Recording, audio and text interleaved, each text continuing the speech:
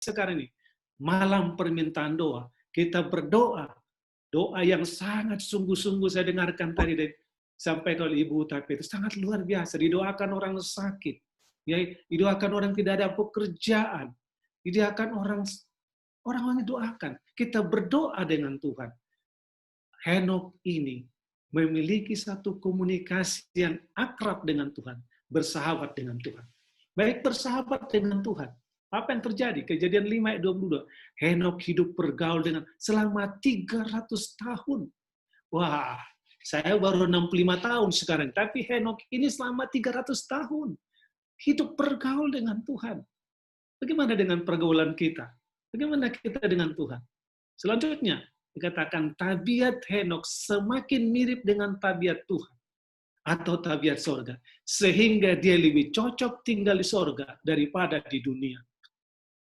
Ibu Bapak umat Tuhan Jemaat Taman Harapan, kalau kita senantiasa memiliki hubungan dengan Tuhan yang ada di sorga itu, maka tabiat kita akan diubahkan dan kita akan semakin rindu ke sorga. Kenapa? Karena kita mendengarkan suaranya, mendapatkan nasihatnya, dan karakter kita diubahkan, dan Tuhan melihat kita ini sudah sangat rindu ke surga, sudah berada di surga Henokh sekarang. Itu luar biasanya. Ya, walk with God in intimacy.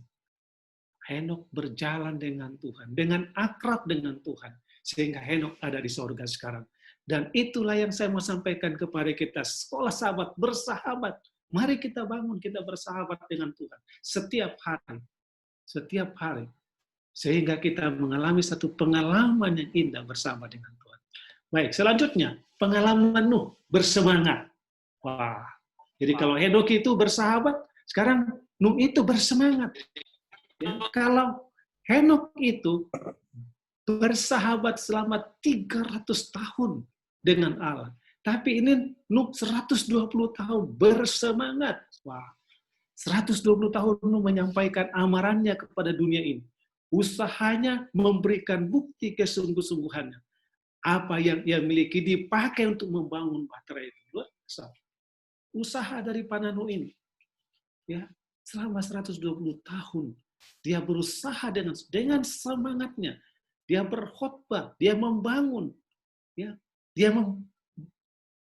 bersama dengan keluarganya. Dan saya bayangkan membangun bahtera, lalu kemudian berkhotbah, belum lagi mempersiapkan materi-materi untuk apa? Bahan-bahan kayu untuk membangun bahtera tersebut. Luar biasa semangatnya. Luar biasa semangatnya, saudaraku. Baik, kita lihat bersemangat dan tangguh dia. Karena iman, maka Nuh dengan pertolongan Tuhan, apa yang terjadi kepada Nuh tersebut? Ya, dengan Nuh tersebut. Dengan petunjuk Tuhan. Karena iman, maka Nuh dengan petunjuk Allah tentang sesuatu yang belum kelihatan dengan taat mempersiapkan bahtera untuk menyelamatkan keluarganya. Bayangkan, dia tidak pernah lihat, dia tidak pernah bagaimana itu air bah itu. Tapi semangatnya luar biasa. Semangatnya luar biasa. Semangat yang tangguh. Semangat yang luar biasa. Baik, kita lihat lagi bagaimana pengalaman daripada Nuh. Ya. Tidak bisa. Oke. Tetapi siapa Nuh itu sesungguhnya? Nuh, inilah lewat Nuh. Nuh adalah seorang yang benar dan tidak bercela di antara orang-orang sezamannya. Dan Nuh itu hidup bergaul dengan Allah. Sama dengan Henokh. Henokh itu bergaul dengan bersahabat. Nuh juga hidup bergaul dengan Allah. Dengan pergaulannya dengan Nuh Allah, maksudnya Nuh dengan Allah tersebut, ini yang dialami oleh siapa? Nuh. Allah memberitahu kepadanya tentang rencana apa yang akan terjadi tersebut. Bagaimana keadaan Nuh dan dunia pada saat itu? Nuh berada di mana saat itu? Adapun bumi itu telah rusak di hadapan Allah dan penuh dengan kekerasan. Allah menilik bumi itu dan sungguh-sungguh rusak benar. Sebab semua manusia yang menjalankan hidup yang rusak di bumi. Waduh, luar biasa sudah itu. Bagaimana Nuh itu hidup dengan penuh semangat, membangun bahtera di tengah-tengah manusia yang sudah rusak. penuh dengan kekerasan, ya. Tidak hanya sekedar rusak dengan, tapi sungguhlah rusak benar. Ini kalau saudara perhatikan 3 kali katakan kata rusak. Adapun bumi itu telah rusak di hadapan Allah. Penuh dengan kekerasan. Alam milik bumi itu sungguh rusak benar. Sebab semua manusia menjalankan hidup yang rusak di bumi. Oh saudara-saudaraku yang kasih dalam Tuhan. Saya tidak bisa tunjukkan di sini. Saya tidak perlu tunjukkan bagaimana hidup yang rusak sekarang. LGBT. Nah, luar biasa sekarang. Kerusakan moral manusia sekarang ini. Ya, luar biasa. Tapi itulah, itu sudah dilakukan pada zaman yang dahulu. Pada zaman. Oke, tantangan yang dihadapi. Waktu membangun 120 tahun. Hinaan dan ejekan. Mempersiapkan keluarganya. Wah, menunggu hujan turun 7 hari. Tuhan suruh masuk itu. Nuh ke dalam bahtera. Mereka diisolasi selama 7 hari. Tapi tidak hanya 7 hari. Ya, bukan karena corona mereka diisolasi. Tapi mempersiapkan diri supaya mereka siap untuk apa? Siap untuk menerima keadaan selama 1 tahun. Bila mana kita baca kitab Kejadian pasal 7, ayat 10 dan ayat 24. Mereka masuk selama 7 hari. Belum ada tanda apa-apa. Orang mengatakan, lihat sudah gila itu si Nuh. Saudara bisa bayangkan selama 7 hari mereka dalam baterai itu.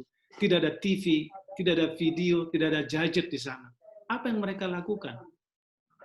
Selama pandemik sekarang ini, sudah 4 bulan ini, apa yang Anda lakukan di rumah? Seandainya tidak ada TV, ya, tidak ada wifi, tidak ada gadget, apa yang Anda lakukan seperti ini? Apakah kita sabar? Wah, saudaraku. Lalu kemudian menunggu daratan untuk kering. Ya. Tanggal 17 bulan 2 tahun 2600 itu umurnya Nuh ya, sampai tanggal 27 bulan 2 601. Berarti 1 tahun 10 hari itulah yang dialami oleh Nuh di dalam bahtera tersebut. 1 tahun 10 hari, Saudara. Ya. Itu yang dialami oleh Nuh di dalam bahtera itu. Wah, luar biasa. Semangat daripada Nuh ini ya. Ini yang kita lihat itu. Ini baru 4 bulan, ini pandemi corona ini. Ini Nuh itu berada 1 tahun 10 hari di dalam bahtera. Dan saya tidak bisa bayangkan bagaimana mereka di sana. Tapi pengalaman Nuh ini yang perlu kita pelajari sekarang. Bagaimana mereka hidup bersama-sama di tengah-tengah gelombang laut yang begitu hebat. Ini dikatakan. Ya, Yesus memberi nubuatannya lagi. Sebab sebagaimana halnya pada zaman Nuh, demikian pula halnya kelak pada kedatangan anak manusia. Sebab sebagaimana mereka pada zaman semua Eva itu, makan dan minum, kawin dan mengawinkan, sampai kepada hari Nuh masuk ke dalam bahtera itu. Yesus memberikan nubuatannya kepada kita di akhir zaman ini, bahwa seperti pengalaman daripada Nuh itu akan dialami oleh umat-umat Tuhan di akhir zaman ini. Baik. Hujan petir dikatakan, hujan petir badai gelombang laut. Ini Roh Nubuat katakan Alfa Omega jilid 1 halaman 106. Katakan bahtera raksasa itu bergetar dengan hebat apabila dipukul oleh topan dan gelombang yang dahsyat. Jeritan binatang-binatang yang ada dalam bahtera itu merupakan cetusan rasa takut dan rasa sakit mereka. Bisa bayangkan bagaimana Nuh itu ada dalam bahtera, lalu semua binatang itu berteriak, sapi berteriak, ya, binatang berteriak, tapi mereka ada di sana, di tengah-tengah teriakan-teriakan itu mereka ada, saudaraku. Sekarang dengan pandemi corona ini, pandemi 11 corona ini, apa yang kita lihat? Banyak orang berteriak, ya. Bagaimana dengan keadaan kita? Apakah kita masih merasa aman dalam perlindungan Tuhan? Apakah kita percaya bahwa kuasa Tuhan sanggup memberikan kuasanya melindungi kita sebagai umatnya? Baik, amaran Tuhan. Nah, ini perlu kita pikirkan. Topan yang lain sedang datang mendekat. Bumi ini sekali lagi akan dilanda oleh murka Tuhan yang membinasakan. Dan dosa serta orang-orang yang berdosa akan dimusnahkan. Alfa Omega jilid 1 ayat 107. Ini saudaraku yang yang akan terjadi lagi. Jadi kalau kita lihat apa yang sedang terjadi sekarang ini, saudaraku, belum ada apa-apanya. Kenapa? Karena topan yang lain sedang datang mendekat. Bumi ini sekali lagi akan dilanda oleh murka Tuhan yang membinasakan. Disinilah sekarang saat kita berada dalam pandemi ini, kita sedang berada di isolasi, mungkin di rumah. Kita lebih banyak tinggal di rumah. Bagaimana kita membangun hubungan kita dengan Tuhan? Seperti Nuh berada dalam bahtera itu. Digoncang. Dan kita pun sedang mengalami sekarang ini. Tapi percayalah, orang yang memilih Tuhan, yang berharap kepada Tuhan, Tuhan memberikan pertolongannya. Baik, semua terlibat. Ingat tadi sekolah sahabat, bersahabat, ya bersemangat, lalu semua terlibat. Sekali lagi, waktu Nuh dalam bahtera itu, apa kegiatan mereka? Saya percaya mereka itu karena ada 3 lantai itu bahtera itu kan. Lalu saya percaya mungkin Sem, oke, kau kasih makan lembu-lembu, sapi-sapi. Lalu kemudian Ham disuruh kasih makan apa? Kasih makan bebek dan lain sebagainya. Lalu Zapet disuruh kasih makan apa? Nah, mereka dalam bahtera itu semua terlibat. Ya, memelihara binatang. Berangkat selama 1 tahun mereka terlibat memelihara binatang-binatang itu. Semua mereka terlibat. Nah, sekarang kita sebagai umat-umat Tuhan, ya, kita dalam gereja, apakah kita semua terlibat? Ya, memelihara. Ya, kita tidak memelihara binatang, tapi memelihara iman kita. Oke, kita lihat total member involvement. Keterlibatan seluruh anggota untuk menyampaikan Injil kabar keselamatan. Sudahkah Anda ikut terlibat? Sudahkah Anda ikut terlibat? Memelihara jiwa-jiwa yang ada di dalam kandang Tuhan. Ya, memelihara jiwa kita sendiri, ya, dengan hubungan kita dengan Tuhan. Kemudian umat pilihan, apa Tuhan katakan dalam 1 Petrus 2:9? Ini sudah biasa kita bahas. Tetapi kamulah bangsa yang terpilih, imamat yang rajani, bangsa yang kudus, umat kepunyaan Allah sendiri, supaya kamu memberitakan perbuatan-perbuatan yang besar dari Dia, yang telah memanggil kamu keluar dari kegelapan kepada terang yang ajaib. Ingat pengalaman daripada Nuh pada waktu dia membangun bahtera itu. Dia menyampaikan kabar itu. Kita pun sekarang disuruh supaya kamu memberitakan perbuatan-perbuatan yang besar dari Dia. Ini yang perlu kita lakukan sekarang ini. Karena Nuh juga menyampaikan berita itu ke orang lain. Dan supaya mereka mau, tetapi sayangnya memang hanya keluarganya yang selamat. Tetapi tanggung jawabmu memberitakan kabar itu kepada semua orang. Baik. Total member involvement itu ialah pekerjaan Allah di bumi ini tidak akan pernah diselesaikan sampai pria dan wanita anggota gereja kita bersatu untuk bekerja dan menyatukan usaha-usaha mereka bersama dengan para pendeta dan tua-tua jemaat. Anggota jemaat Taman Harapan yang saha kasih dalam kasih Kristus. Mari kita ikut terlibat. Mari kita bekerja bersama-sama dengan usaha yang kita satukan bersama-sama. Maka, saudaraku, kita melihat pekerjaan Tuhan akan segera selesai dalam keadaan seperti sekarang. Baik, nah, saudaraku, ini ada kartu penginjilan. Setiap orang dimintakan untuk menulis 7 nama, ya 7 nama. Ini 7 nama tersebut ini pelayan penginjilanku. Saudara, kalau ada 7 nama sudah tuliskan, 1 nama setiap hari, 1 nama setiap hari, 1 nama setiap hari. Sudah terlibat di sana. Saya tidak tahu apakah sudah sampai di tangan saudara ini. Mudah-mudahan sudah di tangan saudara. Tapi inilah, keterlibatan. Oh, saya tidak pintar berkhotbah. Oh, saya tidak pintar mengajar. Sudah mendoakan orang lain. Hari ini saya doakan, ada 2 orang yang saya doakan khusus hari ini. Ini yang kita lihat. Kita doakan. Lalu sesudah kita doakan bagaimana? Kita tidak hanya doakan, tapi telepon lagi mereka. Lalu bergaul, ini selanjutnya. Saya tidak akan bahas ini, nanti mungkin ada pendeta. Ini pendeta Glenn, ini ada direktur SSC dulu. Saya yakin dan percaya. Dia sudah lakukan itu juga. Tapi inilah pelayanan kita. Inilah keterlibatan kita.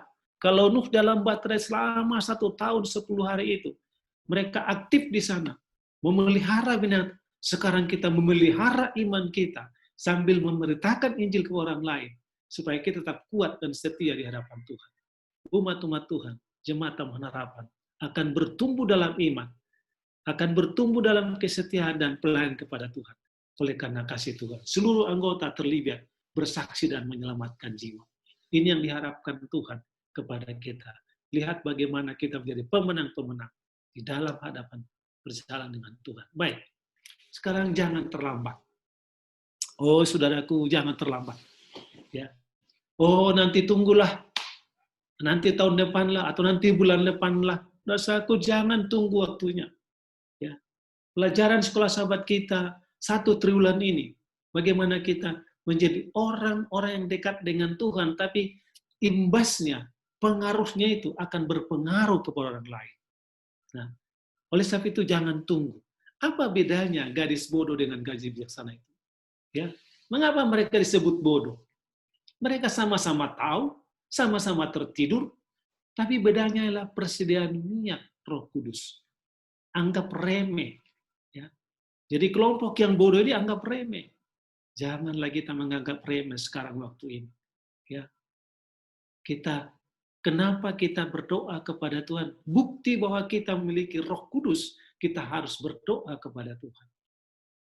Ya, kami di kantor Uni sesudah 100 hari berdoa, sekarang lanjutkan lagi 17 minggu berdoa. Nanti selesai bulan Oktober.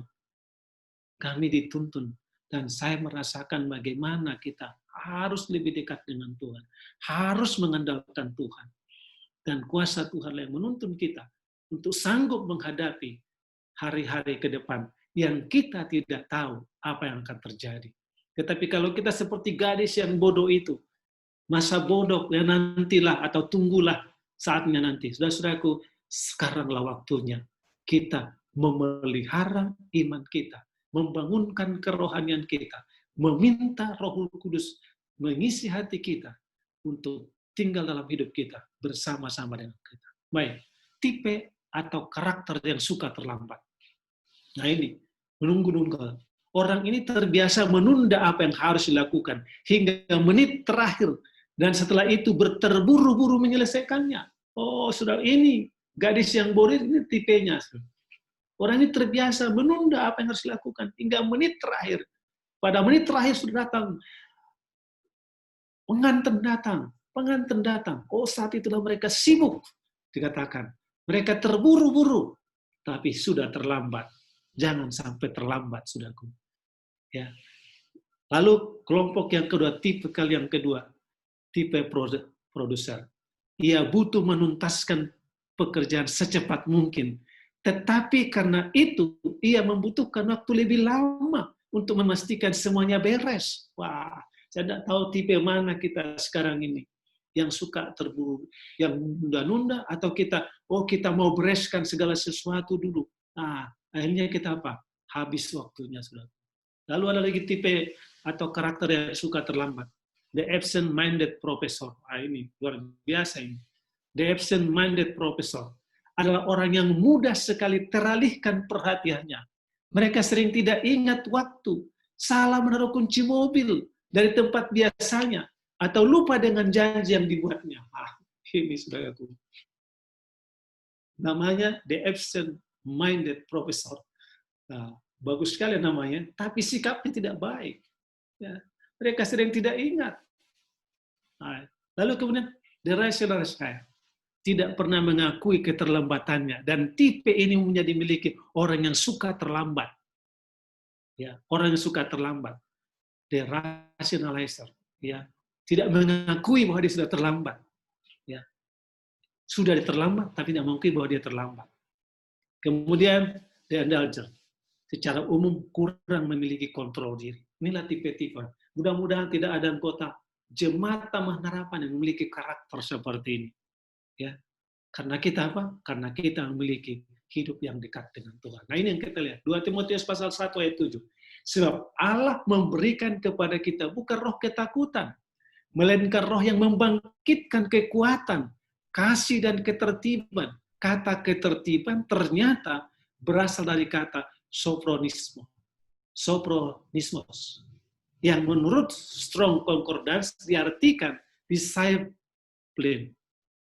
That is self-control. Ya, kata sophronismos berarti disiplin, pengendalian diri. Alkitab jelas menegaskan tentang kedisiplinan dalam diri orang percaya. Orang-orang percaya harus memiliki ketertiban dan kedisiplinan di dalam hubungan dengan Tuhan. Saudaraku, kebetulan saya senang membaca kitab Mazmur dan juga kitab Amsal. Salah satu di sana yang selalu diulangi bagaimana kita memiliki komitmen, ya. Dalam kata lain disebut dengan nazar, ya, kepada Tuhan, komitmen dengan Tuhan. Kalau kita sudah berkomitmen dengan Tuhan, marilah kita hidup dalam komitmen itu kepada Tuhan dengan ketertiban. Baik, milikilah konsep yang baik. Filosofi better late than never tidak lagi berlaku karena sudah diganti dengan lebih baik tepat waktu daripada terlambat. Atau terlambat tidak baik, apalagi tidak datang. Nah, saudaraku, ini yang perlu kita ingat, ya. Bukan lagi filosofi better late than never, ya. Tapi kita sudah ganti lebih baik tepat waktu daripada terlambat. Baik, prinsip membangun rohani. Prinsip membangun rohani. Bagaimana kita sebelum terlambat? Prinsip pertama, membaca Alkitab. Ini seperti ulangan. Membaca Alkitab, ya, ini bagaimana kita dengan membaca Alkitab itu ada 1 Petrus 1 ayat 23, Sal 2 ayat 2, dan selanjutnya. Prinsip kedua, berdoa. Ya. Jadi baca Alkitab dan berdoa itu membangun hubungan kita. Itu bersahabat dengan Tuhan. Berdoa tanpa henti. Ya. Ini tolong diingat ini. Ya. Ini Mazmur 50 ayat 15. Apa isinya? Berserulah kepadaku pada waktu kesesakan, maka aku akan dapat. Ini bahasa Bataknya, Jo ma'au ditiki Arya Gogotat asa upa luah. Oh, nah ini. Jadi ini ayat nomor telepon Allah, ya. Ayat nomor telepon. Kenapa? Mazmur 50 ayat 15. Saya titipkan ini bagi saudaraku. Mari kita datang kepada Tuhan. Tuhan bersedia menjawab doa kita. Baik, kita lihat prinsip membangun kerohanian. Yang ketiga, membangun persekutuan dengan umat yang lain. Ya. Lalu prinsip yang keempat, bersaksi. Ya, bersaksi. Ini yang kita perlu hidupkan dalam hidup. Bersaksi. Roma 1 ayat 14 sampai 16. Ini ayat-ayat yang saya bisa sampaikan kepada kita. Lalu prinsip yang kelima, menjadi pribadi yang taat kepada Tuhan. Ya, menjadi pribadi. Kalau kita semua membangun hubungan kita dengan Tuhan, membangun hubungan yang sesama, tapi tunjukkanlah itu melalui pribadi yang taat kepada Tuhan. Melalui kehidupan kita, kita bangun bersama dengan Tuhan. Baik, kesimpulan, saudara-saudaraku. Saya tidak berlama-lama. Ya, kesimpulan yang kita bisa sampaikan. Dua prinsip pertama, hubungan dengan Tuhan, boleh baca Alkitab dan selalu berdoa. Ya, lagi. Dua prinsip pertama tadi ialah hubungan dengan Tuhan, boleh baca Alkitab dan selalu berdoa. Itu bersahabat dengan Tuhan. Ingat, sekolah sahabat, bersahabat, bersemangat. Ya, semua terlibat, jangan terlambat. Dua prinsip berikutnya, membangun hubungan yang baik dengan manusia. Hubungan yang baik dengan manusia. Saudaraku, satu kali istri saya punya langganan, bukan karena apa ya, tapi yang situ murah meriah ya. Punya langganan saya untuk salonnya ya, potong rambut itu. Dia pergi ke sana. Setiap kali ke sana dibicarakan firman Tuhan, saudaraku. Firman Tuhan selalu dibicarakan. Tetapi apa yang dikatakan oleh ibu itu yang sudah percaya pekabaran Advent, rupanya tidak jauh dari tempatnya ada orang Advent, saudaraku. Dikatakan, iya Ibu pendetanya bagus sekali doktrin gereja Advent itu, katanya. Saya senang. Tetapi dikasih tahu, tidak jauh dari rumah saya ada orang Advent tinggal, katanya. Kenapa? Dia di warung berhutang tidak bayar. Lalu sering mereka berkelahi sampai tetangga-tetangga dengarkan. Waduh, rasanya ya inilah. Jadi kalau kita membangun hubungan kita dengan Tuhan, sebaiknya hubungan kita dengan sesama juga baik, saudaraku. Ya. Hubungan kita dengan sahabat juga baik, dikenal dengan baik hubungan kita. Siapa kita sesungguhnya? Ingat pengalaman Henokh, bagaimana dia orang jahat sekalipun terharu melihat dia. Oleh karena hubungannya dengan Tuhan. Oleh karena dia bersahabat dengan Tuhan. Ini yang kita lihat. Mari kita hidupkan persahabatan dengan intim, akrab dengan Tuhan. Tetapi kita juga harus membangun persahabatan dengan orang lain. Dikenal kita sebagai umat Tuhan. Dikenal kita sebagai anak-anak Tuhan. Dikenal kita sebagai ahli waris sorga. Lalu prinsip yang kelima tadi, penurutan kepada Tuhan akan terbukti melalui hubungan kita dengan sesama. Ini, ya, penurutan kita kepada Tuhan terbukti melalui hubungan kita dengan Tuhan. Ibu Bapak, jemaat Taman Harapan yang saya kasih dalam Tuhan, kiranya pelajaran kita pada malam hari, ingatlah sekolah sahabat, bersahabat, bersemangat. Semua terlibat, jangan terlambat. Jangan sampai terlambat kita untuk masuk dalam kerajaan sorga. Jangan sampai terlambat kita menunggu waktu, tapi mari kita persiapkan diri kita masing-masing. Jadi saksi-saksi Kristus dengan bersahabat dengan Tuhan. Dengan senantiasa kita memiliki semangat, dan kita mau terlibat, ya, terlibat di dalam gereja, dalam pelayanan, sehingga dengan demikian nama Tuhan akan dimuliakan. Allah, doa dan harapan saya, umat-umat Tuhan akan diberkati